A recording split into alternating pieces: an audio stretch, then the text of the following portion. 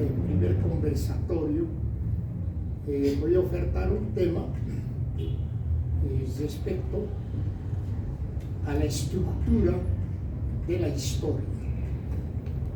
¿Ya?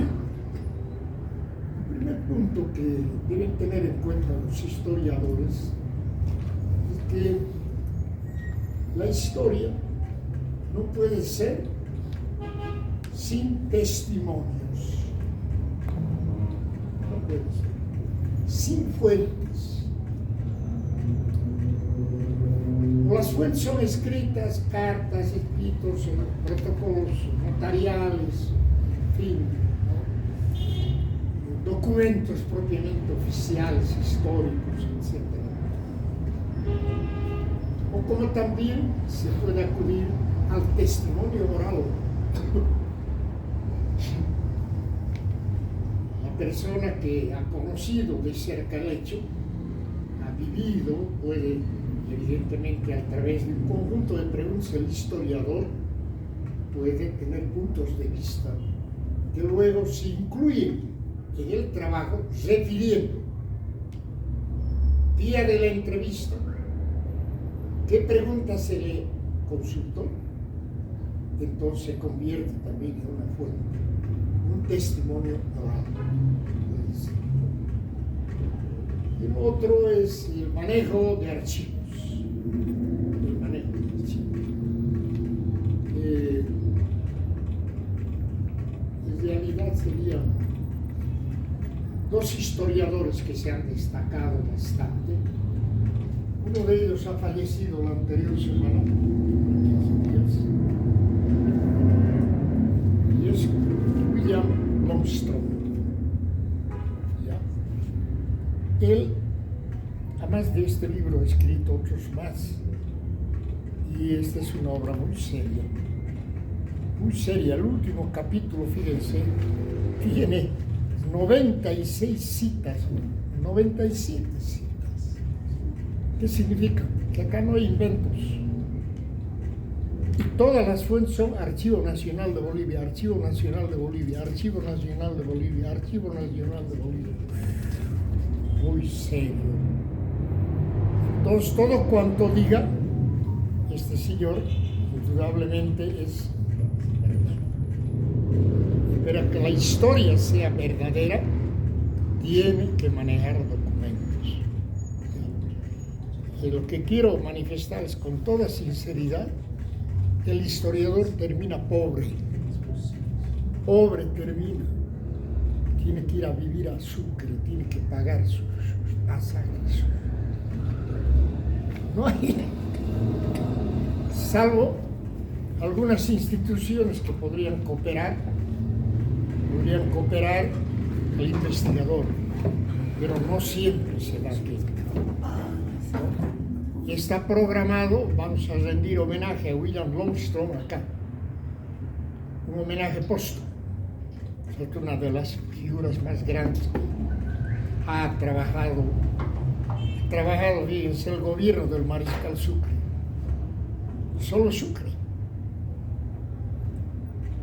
Estamos hablando con seriedad.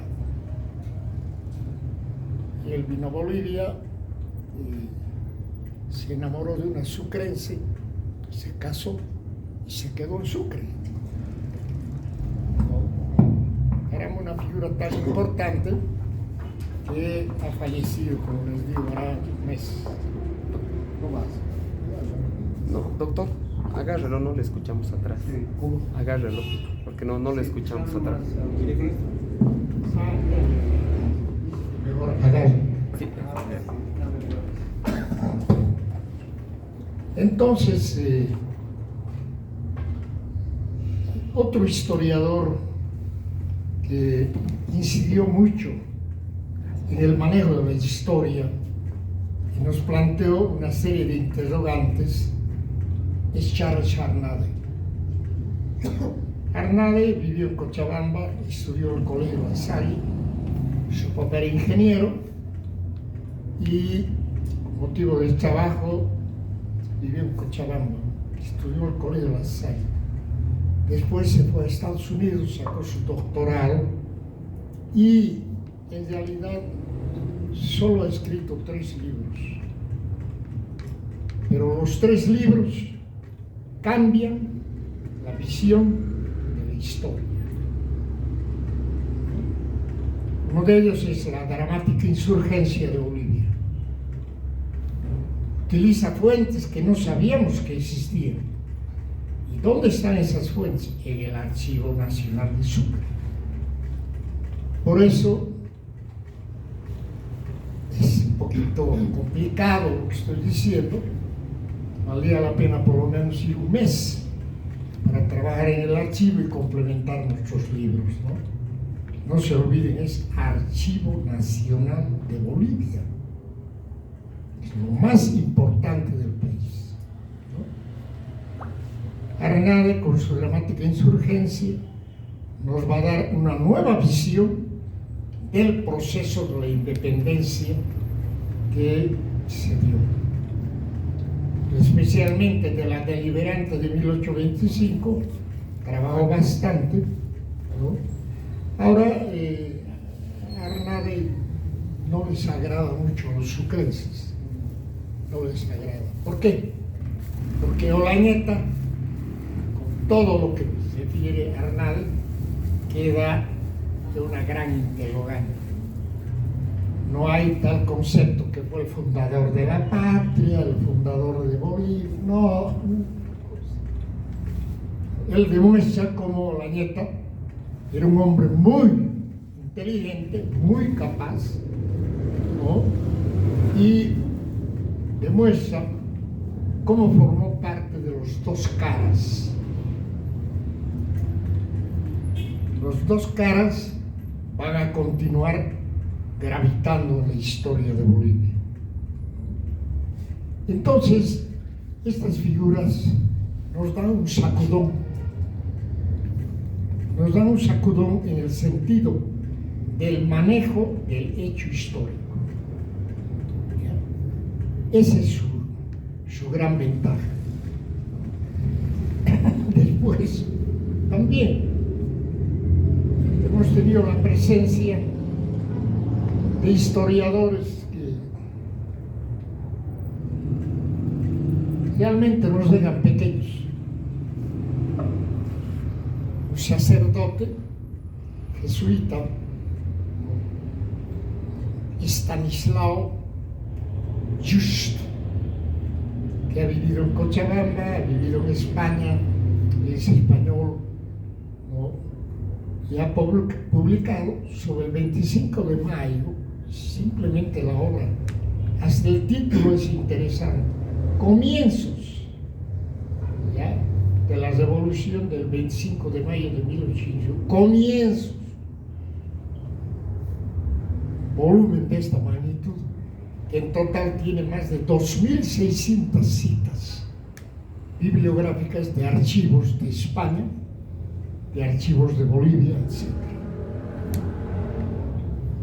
Pero acá viene la pregunta: ¿y estos historiadores habrán agotado la historia de la temática que han trabajado? Es la pregunta. No. Siempre aparecerá un otro documento. ¿No? Siempre aparecerá. ¿No? Por ejemplo, antes de Arnade no conocíamos el diario del Tambor Vargas. Un diario que te da una otra visión de la guerra de guerrillas. Y es del combatiente, un combatiente de esa etapa insurgente, a los 15 años, de una insurgencia permanente que caracteriza a las guerrillas. Arnade fue el que dio ese paso, ¿no? Porque cuando trabajamos en el archivo, si no sabemos manejar catálogos, nos perdemos. Es mucho la documentación. Y hay otra cosa que tienen que saber como historiadores: los documentos se miden ya en forma lineal. ¿Ya? Por ejemplo, el archivo de Gabriel René Moreno tiene 25.000 metros. Esa es su nomenclatura.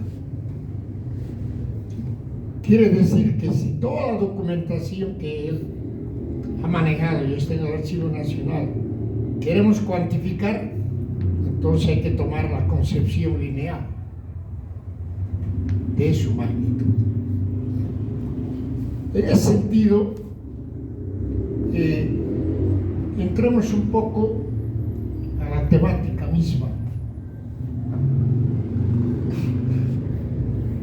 ¿Qué hemos manejado en la historia de Bolivia?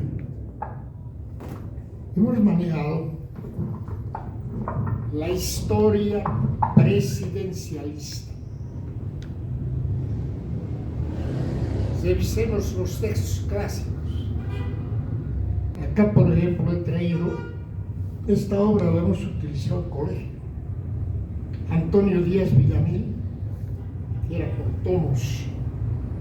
Historia general de Bolivia, primero, segundo, tercero, cuarto, quinto, sexto, secundario.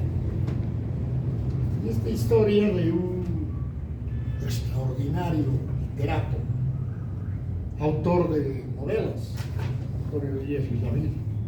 No sé si se acuerdan, La niña de sus ojos, por ejemplo, una de sus novelas. Pero entró al campo de la historia.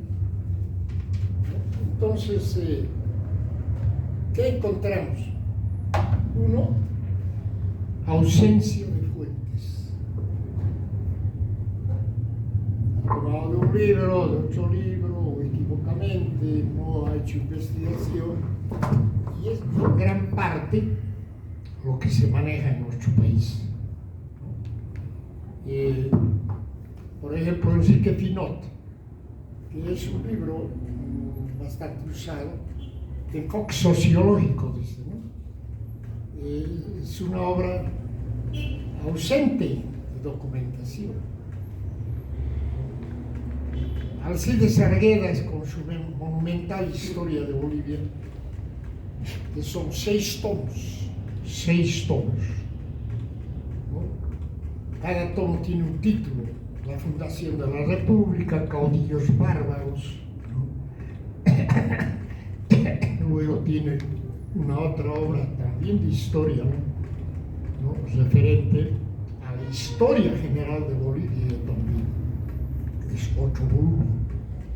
Pero Arguedas lo mismo, no tuvo esa posibilidad de ingresar al documento propiamente dicho.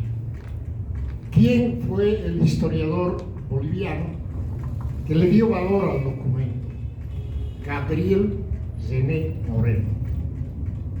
Gabriel René Moreno fue un custodio de documentos. Él compró documentos y él regaló documentos al Archivo Nacional, aunque vivió en Chile, pero igual tenía la documentación respectiva. Un gran archivista en Bolivia,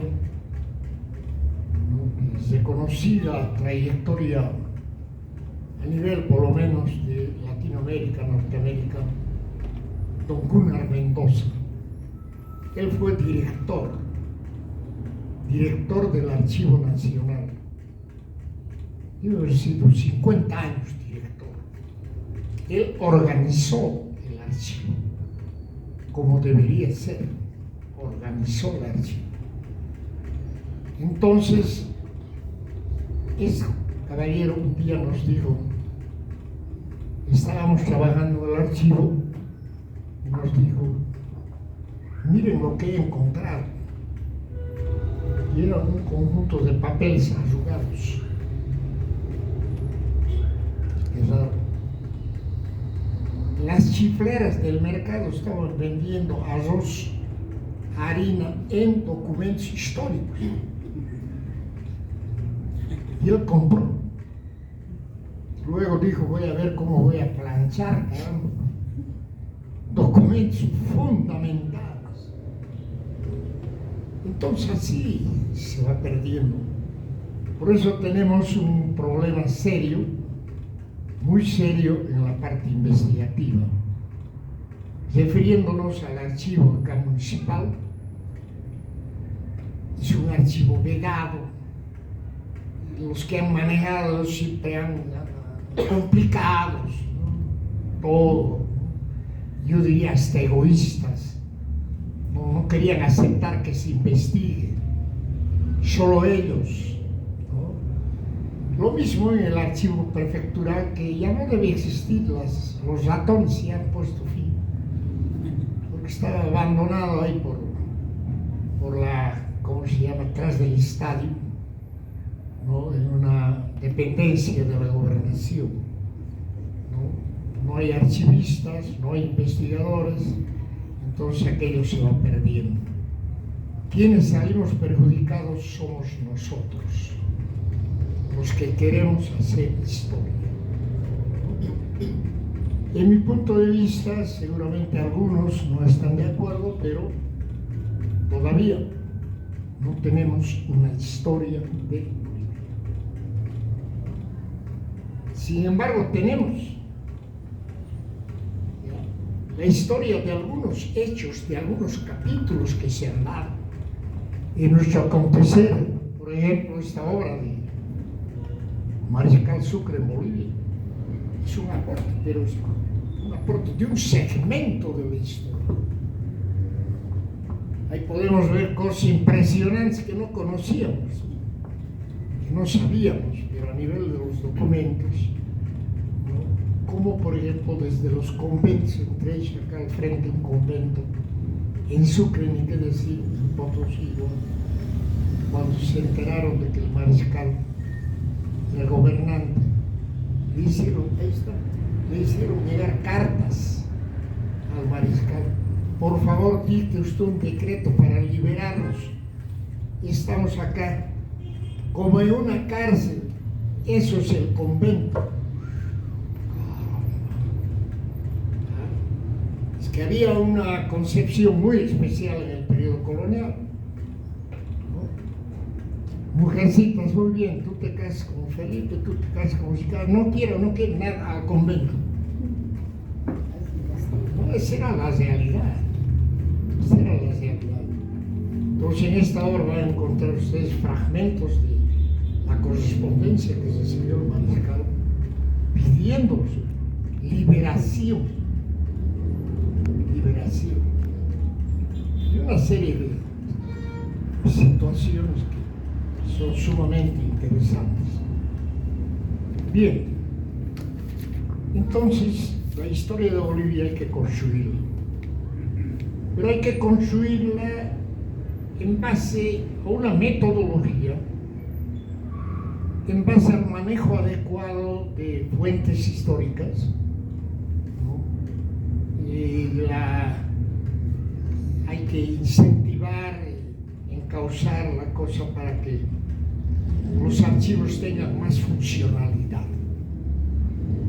A ver, algún momento vayan ustedes al archivo de la Casa de la Moneda. Para mí es uno de los más interesantes que hay. Uno pide tal documento, lo entregan, etc. Y ya le están ofertando fotocopias.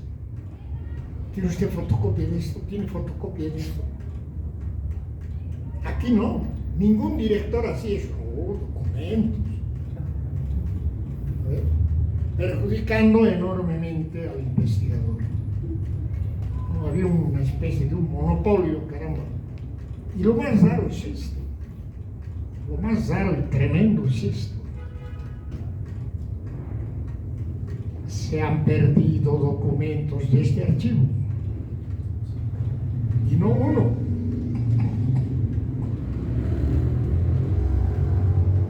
Estamos en este momento revisando. Imagínense, una primera parte hemos encontrado 16 tomos, volúmenes de documentos. Yo me pregunto, ¿y qué hacía el director o directora? Más bien le premiaron y le ascendieron de puesto. Es la verdad. es la verdad. No se ha hecho nada para recuperar esos documentos. El acta de fundación de Cochabamba, ¿dónde estará? Muy posible en Londres.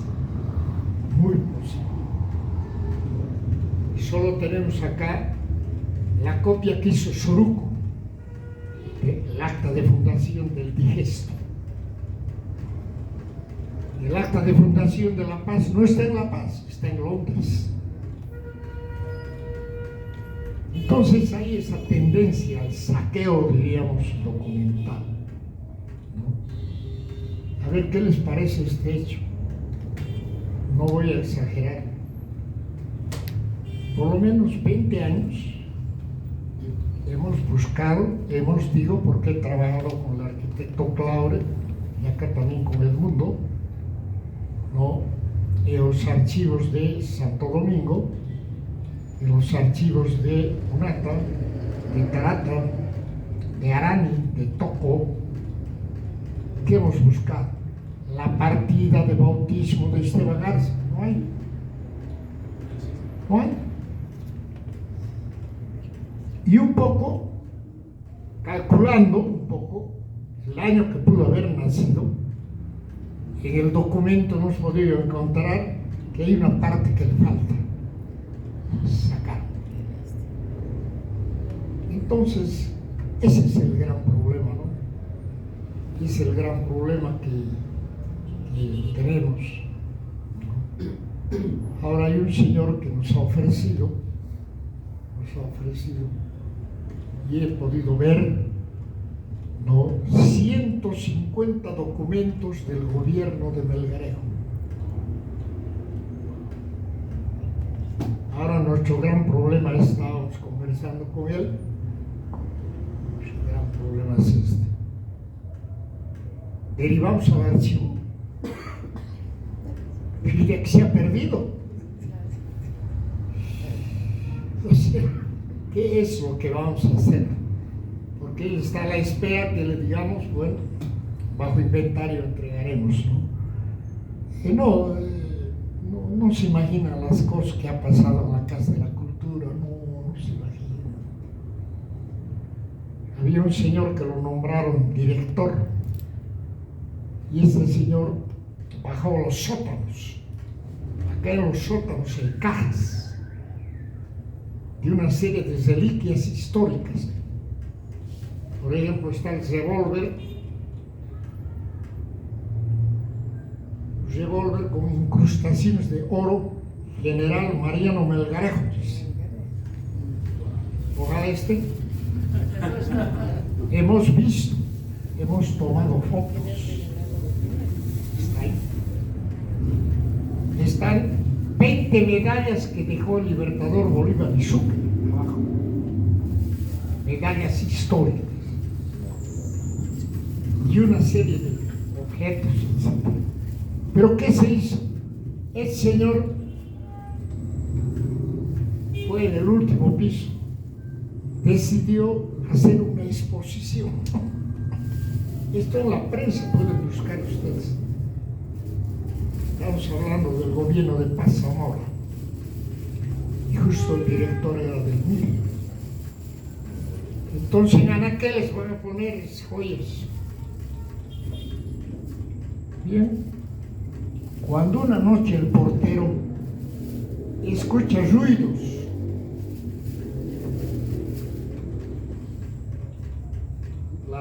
los muebles, ¿no?, pues en aquellas donde estaban las joyas, él mismo, el director, rompiendo con un martillo y colocando las joyas a una bolsa.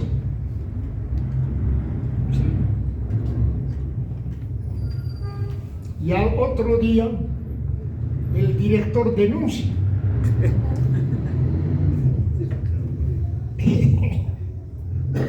Denuncia y al portero, al primero, adentro, caramba, por haber denunciado. Esto es algo que está dando ahora mismo. Denuncias, cárceles. Ahí está el problema. Entonces, ¿qué ha ocurrido? ¿Cómo era este señor del MIR? Se aclaró que el reportero declaró y dijo: el director anteanoche ha entrado con una bolsa, yo lo he sorprendido, a él le consta. Y le dije: señor director, ¿qué está haciendo usted con estas muestras, estos documentos existentes, esas joyas? Y le enfrentó. Pero ahí se quedó el asunto. En ese sentido, entonces vamos perdiendo cosas en ese orden, ¿no? Pero vuelvo a repetir, no sé, la Comisión de Historia tiene que hacer algo. Yo les voy a pedir ayuda, por favor. Vamos a pedir que se investigue todo esto, no puede ser. No puede darse en ese sentido. Muy bien. Hace un momento, para retomar el tema, ocurre que hemos manejado la historia de Bolivia, hemos manejado la historia lineal, y dentro de la historia lineal hemos manejado la presidencialista. Gobierno de Bolivia, que hizo tal obra, que fundó Puerto La Mar, en fin. Gobierno de Sucre, motín del 18 de abril. Gobierno de José María Pérez de Urdininea, gobierno de Velasco, gobierno de Pedro Blanco, y así es toda la historia presidencialista, que no tiene sentido. Habría que pensar en una otra metodología, quién sabe, globalizadora del hecho histórico. ¿Ya? Ejemplo, no tenemos un libro concreto, ejemplo, del gobierno de Bolívar. ¿Dónde están los decretos de reforma agraria dictados por Bolívar? Tuvieron vigencia. Hasta el gobierno del mariscal Sucre ha tenido vigencia. Entonces, luego mariscal Sucre va a dejar de lado esa reforma agraria, ¿no? El general José María Yachán va a retomar aquello, va a poner en vigencia la reforma agraria y continúa. Ahí viene la lucha de los señores feudales o semifeudales, los poseedores de la tierra. Ese es otro capítulo increíble. ¿Ya? Todo el Valle Alto, todo el Valle Bajo, Valle Central. Peleas, pero impresionantes por tierra. Por la tenencia de la tierra. ¿No? Y hay algunos libros que han salido, pero no están muy completos. Sin embargo, era una lucha de familias. ¿Quién tiene más tierras en el Valle Alto, en el Valle Central, etcétera, etcétera?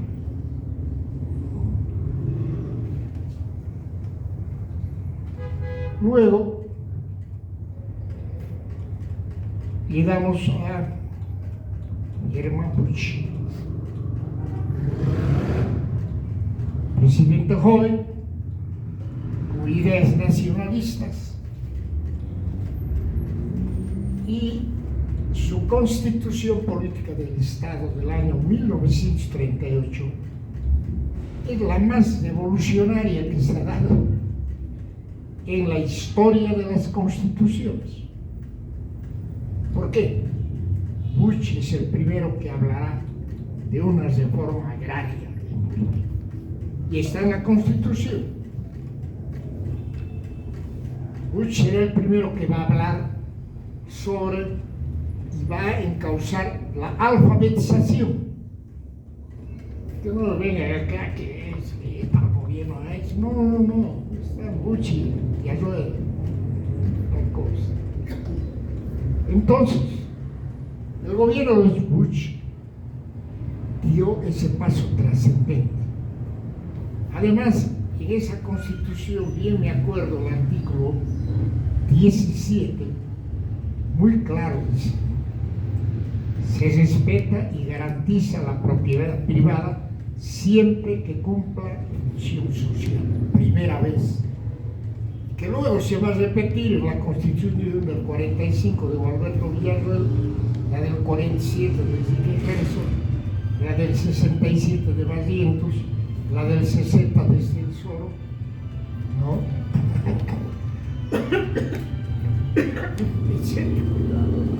Hasta llegar a la Constitución vigente del 2009. Entonces es un proceso, pero qué hermoso que ese proceso podamos encauzar por estructura. Por eso que hay que repensar qué línea vamos a tomar respecto al futuro de la historia de nuestro país. ¿Va a ser la misma presidencialista? Pues que vamos a tomar la estructura, ¿no?, en la dinámica de la historia, ¿no? Ese es nuestro gran dilema, que al momento nos da lugar, caramba, a repensar sobre lo que tendríamos que hacer, ¿no? El mismo alumno me he dado cuenta, cuando les referimos a la historia presidencialista, tiene no ideas globales, no ideas, diríamos, estructurales. No. Vamos a la parte militar, y en la parte militar hay un hombre que se ha preocupado mucho y es el coronel Antonio Díaz Arguedas. Escribe Fatos Militares, escribe la historia militar de Bolivia, etcétera, etcétera. Pero ahora, ¿por qué no está encajada en la historia misma? ¿Por qué hay esa separación? Por eso habrá que pensar en una historia estructural que contemple todo en una época, por supuesto sin desgajar, manteniendo, digamos, su vigencia. Entonces esto constituye para el futuro un repensar sobre la historia. Otra cosa importante que debemos plantearnos es: ¿debemos seguir con la misma concepción tradicional de la historia heredada de nuestros antepasados? ¿O debemos manejar la historia crítica? La historia crítica de Bolivia. Pero la historia crítica de Bolivia significa hechos que han sido trascendentes, cuánto han incidido en el desarrollo de Bolivia. ¿Por qué no ha habido trascendencia? ¿Cuál es el motivo?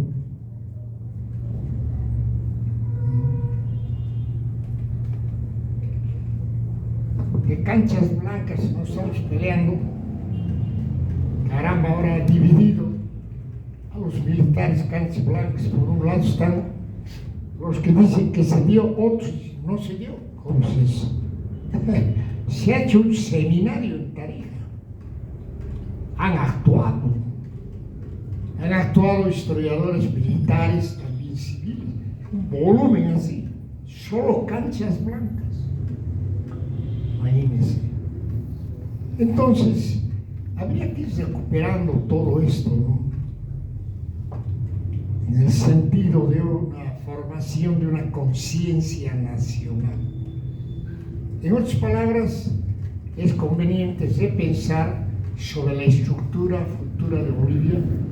Una historia de unidad institucional, Dos, una historia crítica. Y esa historia crítica será útil para formar la conciencia de Bolivia, la conciencia nacional. Por ejemplo, los últimos gobiernos que se han dado, especialmente el señor Evo Morales, se quiere ser sometido a una crítica.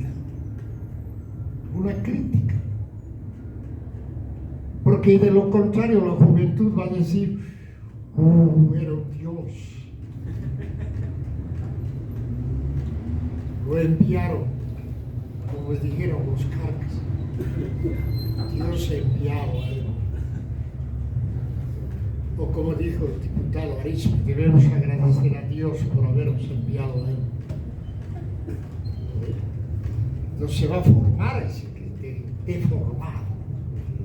Créanme, no he encontrado en todo lo que he podido indagar en la historia un gobernante y gobernantes, cogobernantes, ¿ya? Que manejan la mentira y quieren hacerla la verdad. Grave. Quieren hacerla.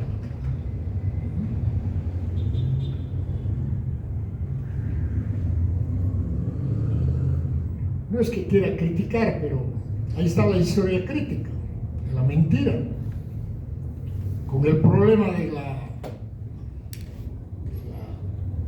ajusticiamiento, caramba, extrajudicial, que los mataron a los tres. Los otros se libraron milagrosamente en el Hotel de las Américas. Y asaltó un personaje como un niño de 5 años. Por más que me citen, no voy a ir, no voy a declarar. Es un niño de 4 años, 5 años. ¿Cómo va a decir eso? Dice que prefiere que lo detengan, pero no va a declarar. ¿Qué seriedad? Estamos hablando de gobernantes, ¿no?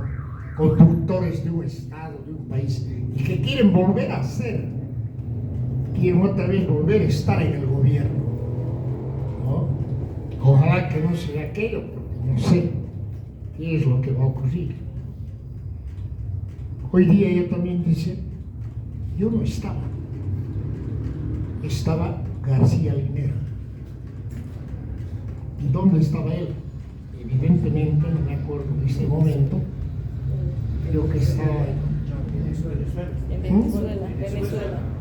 Venezuela. Y desde allá dio la orden.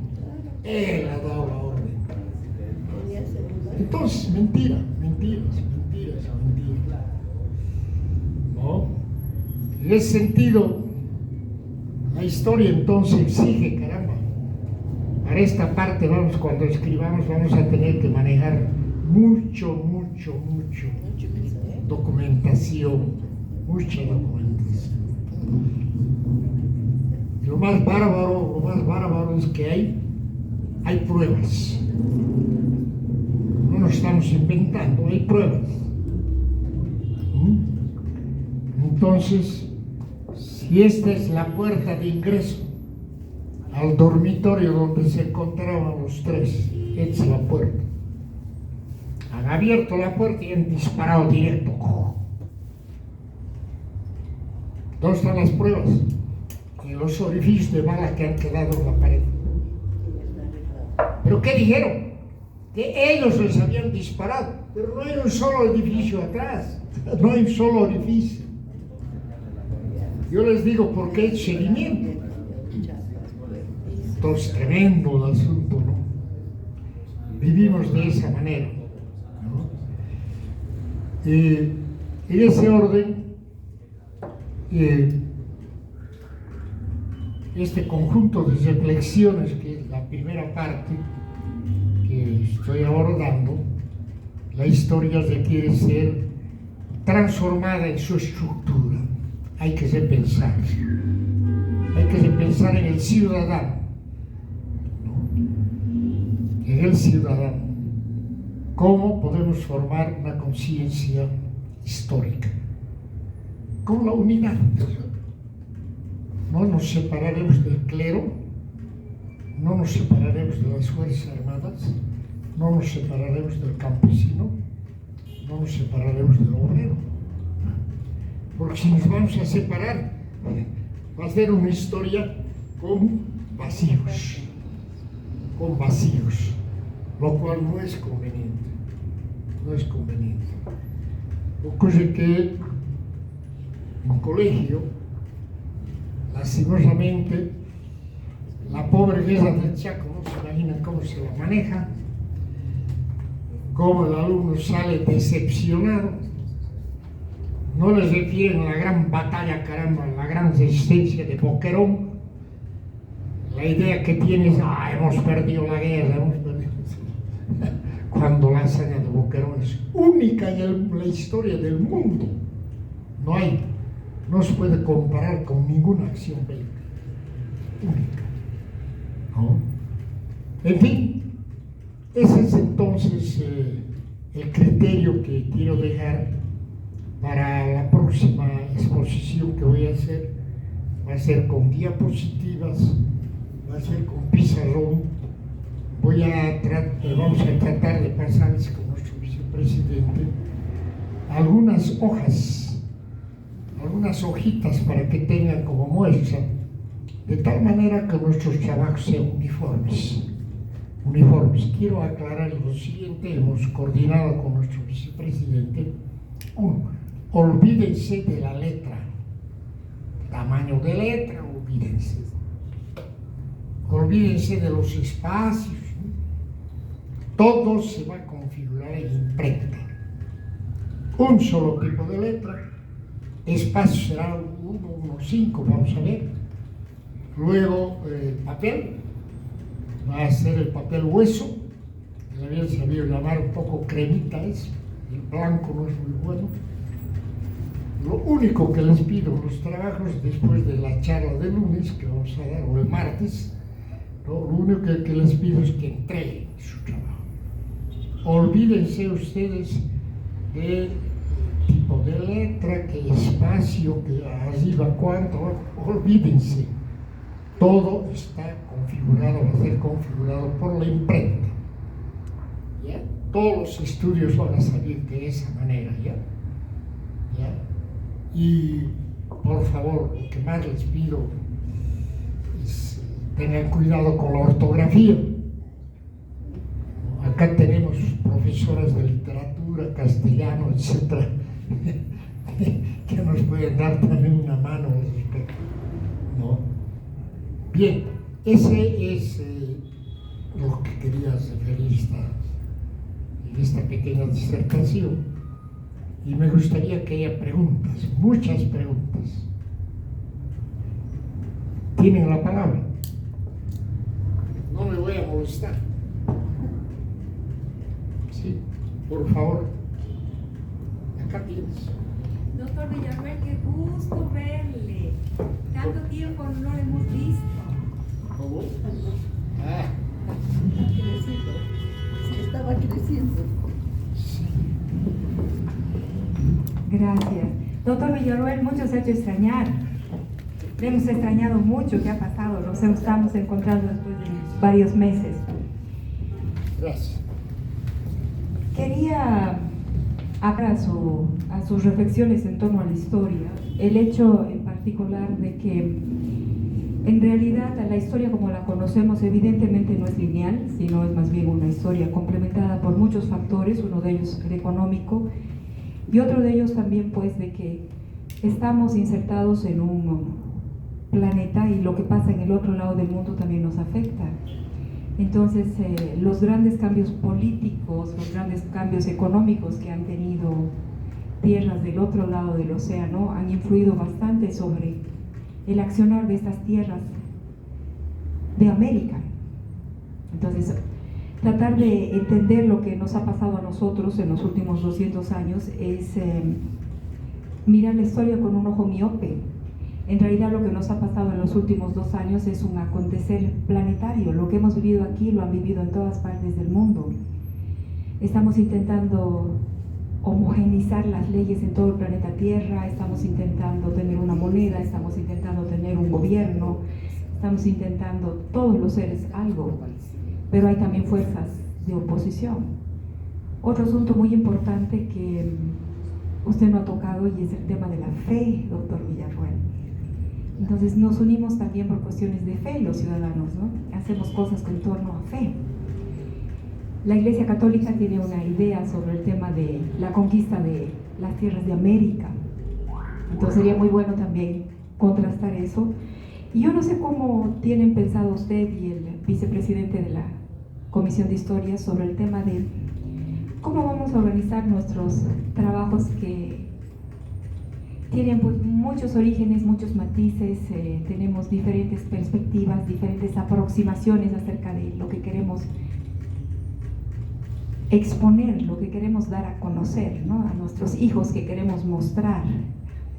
Entonces, no sé si tal vez el ingeniero Fiorino nos pueda comentar sobre qué grupos, cómo nos vamos a agrupar en temas, ¿no? En el orden de los temas. No es que un tema sea mejor que el otro, o un tema es importante y el otro no, pero hay ciertos grupos de temas que son grupos de temas de origen militar, otros temas de origen artístico, otros temas de origen, si usted quiere, pueblos indígenas, hay otros grupos de temas más culturales. ¿Cómo han pensado? ¿O lo vamos a ir viendo después cuando la gente presente sus documentos? Qué gusto verle, doctor, nuevamente, lo repito. Gracias.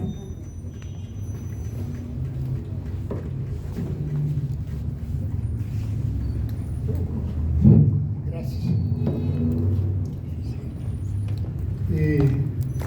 La pregunta es inquietante, ¿no? Me parece tan extraordinario. Yo me pregunto, ¿por qué en colegio no se toca la institución de la Inquisición? ¿Por qué?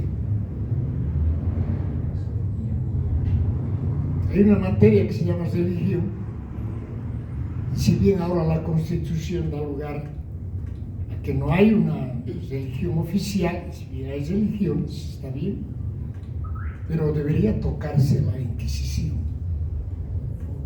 como un hecho que se dio y destruyó a mucha gente, hizo sufrir a mucha gente, ¿no?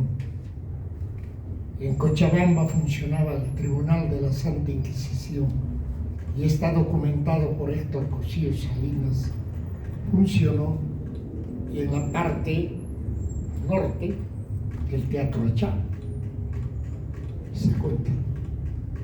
En Sucre estaba la central de la Santa Inquisición y el historiador Valentín Avesia, no el que vino Valdivieso, no otro Valentín Avesia, su padre, en la monografía de Sucre le dedica un capítulo a la Inquisición y las formas de castigo que había.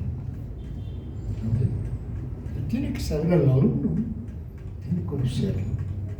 ¿Por qué no va a conocerlo? Entonces habría que ver en la estructura que podríamos armar, ¿no?, una historia estructural. ¿Qué significa? La parte social, la parte económica, la parte política, la parte cultural que es re importante, y también las religiones y todo aquello que debería organizarse. Entonces al alumno le damos como islas separadas, ¿no? A ver, ¿cuándo aparece, por ejemplo, los institutos militares que nos acompañan, que están presentes? En la historia de Bolivia aparece la guerra, muy rápidamente. La guerra del Pacífico, Acre, Chaco, y en las batallas que han sido trascendentes, la Confederación Perú-Boliviana, Humahuaca y Rubio Montenegro, se pierde, se refiere nada más, ¿no? Entonces, sin embargo, son hechos heroicos, grandes, extraordinarios, ¿no? No, a eso me refiero, a eso me refiero, ¿no? Una historia estructural, ¿no?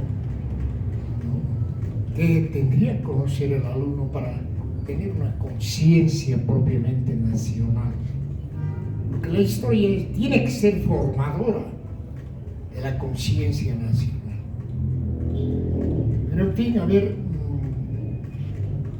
intentaríamos, pues, Viviana, habría que ver un poco cómo podemos hacer aquí. A otra cosa quiero invitarles. Hemos estado con Álvaro Moscoso, que es una figura importante en Cochabamba, yo presidente del Comité Cívico, ha sido embajador, en fin, autor de 3 libros de historia, ¿no? Y él me propone que les proponga dar lugar a una, ¿cómo les podría decir?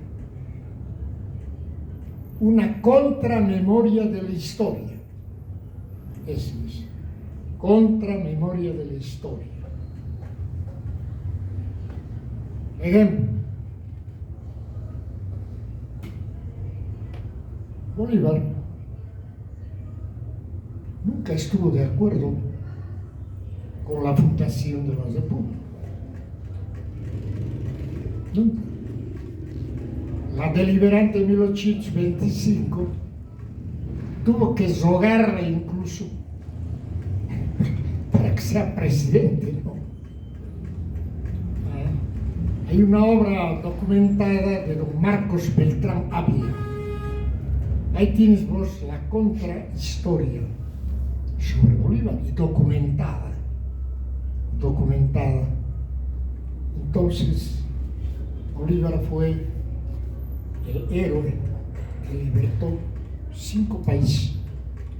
No, Alto Perú no disparó un solo tiro de fusil, ni tampoco Sucre.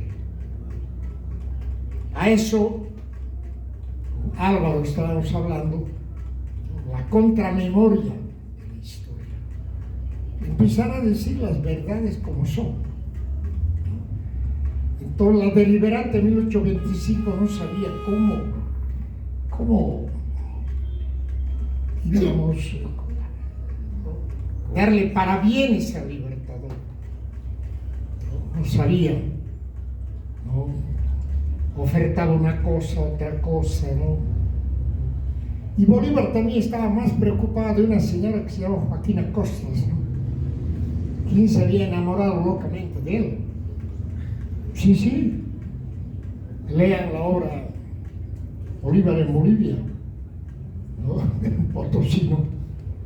Y es una obra, caramba, que nos da lugar a pensar, ¿no? Luis Subietza Gárnaga. Entonces, ahora el historiador potosino que actuó en nuestro congreso, Juan José Toro, él ha escrito un libro, Bolívar en Bolivia, y demuestra que ha tenido un hijo, y es el hijo de Joaquina Costas, sí, y documentalmente. Pero ahora había que ver qué trascendencia tiene eso, porque en la historia habría que ver qué es lo trascendente, qué es lo intrascendente. Es otro capítulo que hay que ver, ¿no? No es los profesores de historia. Bueno, caramba, los noto medio cansados. A ver, les voy a referir un pasaje de Melgarejo y ya los alumnos empiezan a reír. Había que pensar hasta dónde queremos llegar, a dónde queremos llegar. Pero Vivian, a ver, veremos. Ahora los que quieren inscribirse estudios de la contramemoria, que le llama Laura Moscoso, va a disertar, está invitado, y seguramente él también nos va a decir, estamos de acuerdo, ¿no? Habría que escribir la otra historia verdadera, real de Bolivia. Sí, habría que ver.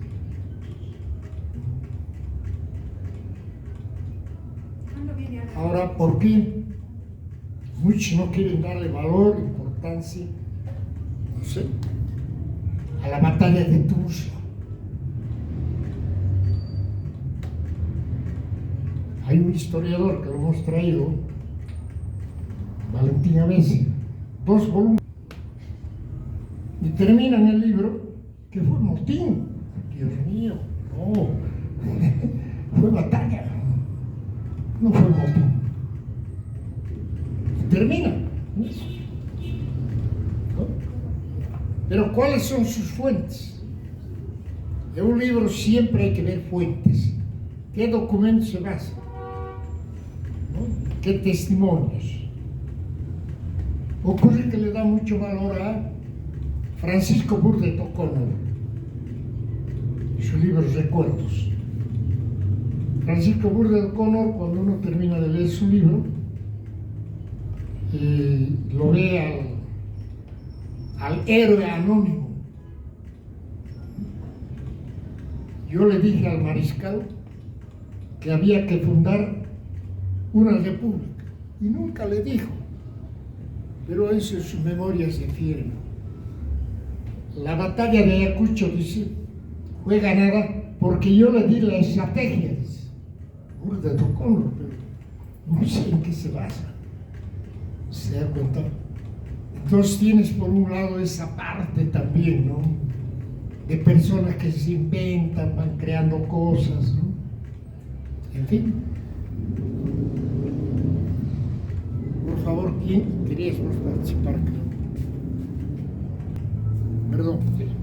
Bueno, respondiendo a la pregunta de Viviana, el tema del armado, de cómo estamos organizando el tema de lo que habíamos denominado en una primera instancia libro de oro, luego colección del bicentenario y todo eso.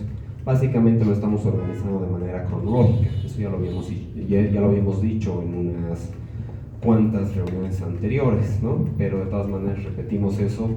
La manera en la que lo estamos organizando es cronológicamente, ¿no? Seguramente las personas que están investigando el tema de los indígenas, ¿no? O sea, culturas precolombinas, va a estar primero, ¿no? Primera parte. Segunda parte, ya el tema de la conquista, el tema de todo lo que ha sido colonia, y luego el tema de guerra de la independencia, república, y evidentemente en toda la parte de la república ya hablaríamos el tema de los 200 años. Hay temas fabulosos en todas estas partes o etapas de la historia de Bolivia, ¿no? Y básicamente de eso se basa esta colección que vamos a sacar, como dijo el doctor Villarroel. No solamente son artículos para un libro de 800 páginas, sino además también son un montón de libros que varios de nuestros autores e investigadores aquí presentes están desarrollando para poder darle esta fuerza y esta importancia que tiene el Bicentenario, ¿no? Para todos nosotros. Gracias. Debo aclarar lo siguiente ya. Primero, se va a publicar la obra de los historiadores que asistieron al Congreso. Pensamos que si no nos fallan los benefactores, ¿no? Estaríamos entregando eso a la altura del mes de junio, julio, ¿no? Y luego ya estamos trabajando la obra grande. No sé, no quisiéramos manejar el concepto de el libro de oro. ¿Por qué no debemos manejar? La alcaldía está estructurando un libro de oro. ¿Ya? Nos los han dicho. Toda esta temporada hemos estado con las autoridades, no vayan a creer que nos hemos dormido, ¿no? Hemos tenido una reunión y nos han dicho nos olvidaremos de eso. Tampoco va a ser una obra histórica. El libro de oro, seguramente, lo que nos han dado a entender, mostrarán el campo ferial que se va a inaugurar, que va a ser un impacto a nivel nacional, creo, ¿no? Y las obras trascendentes que están haciendo, las que se han hecho. Entonces nos han pedido que no utilicemos ese término. Pero sí, por favor, tienen que comprendernos. 15 de mayo estaríamos organizando la obra grande. No podemos esperar más. No podemos esperar más. Ya la estamos armando, acá conviene estar armando. Las personas que todavía no entregaron pueden decir. Si necesitan una ayuda, estamos para ayudarles. Estamos para ayudarles. Díganos si hay una predisposición de tal manera que salga. ¿Ya? Bien, ¿alguna otra pregunta que quieran una aclaración o algo así? Por favor.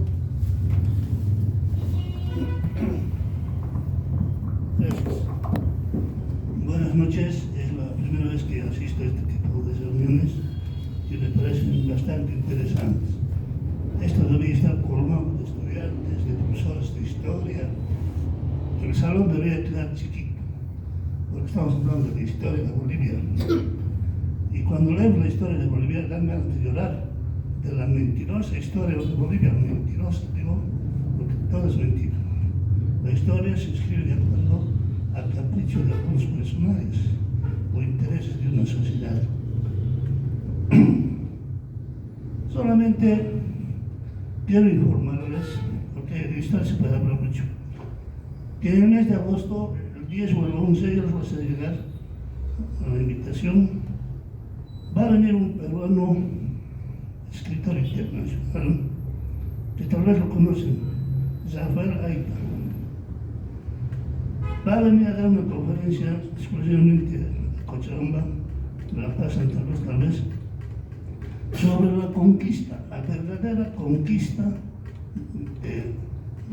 que ocurrió en esa época. Entonces, quedan cordialmente invitados para agosto, pongan en su agenda, va a ser 10 o el 11.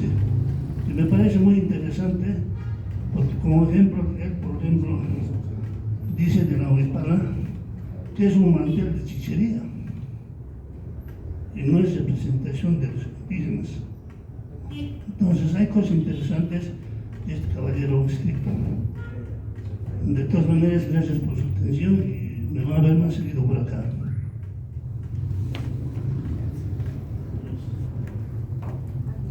Extraordinario, vamos a poner en agenda, ¿no? Vamos a colocar en agenda. Y lo de la Huipala sería también bueno hablar.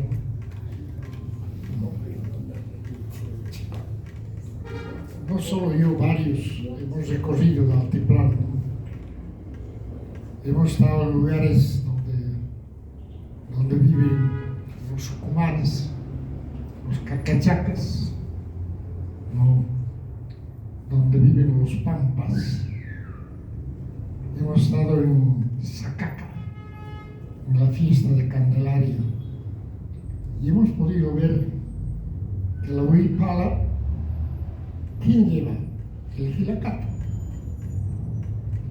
Y la Huipala no tiene colores, es blanca, una bandera grande, blanca.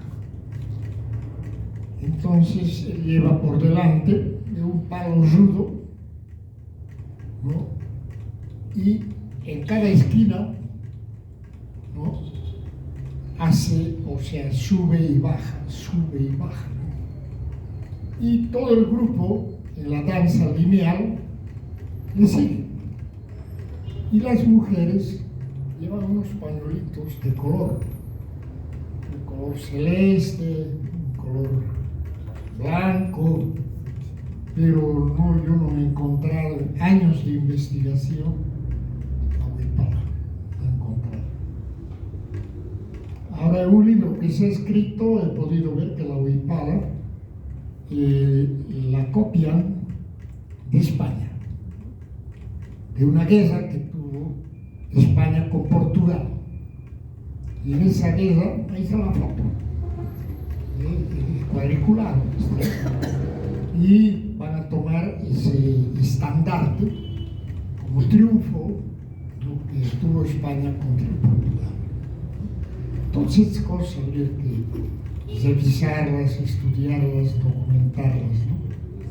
Porque lo que queremos, y hasta el momento hemos actuado así, la Comisión de Historia, los que han estado presentes han podido ver la magnitud del Congreso, que no ha sido cualquier cosa, ¿no? Y la prensa nos ha ayudado, nos ha cooperado, en fin.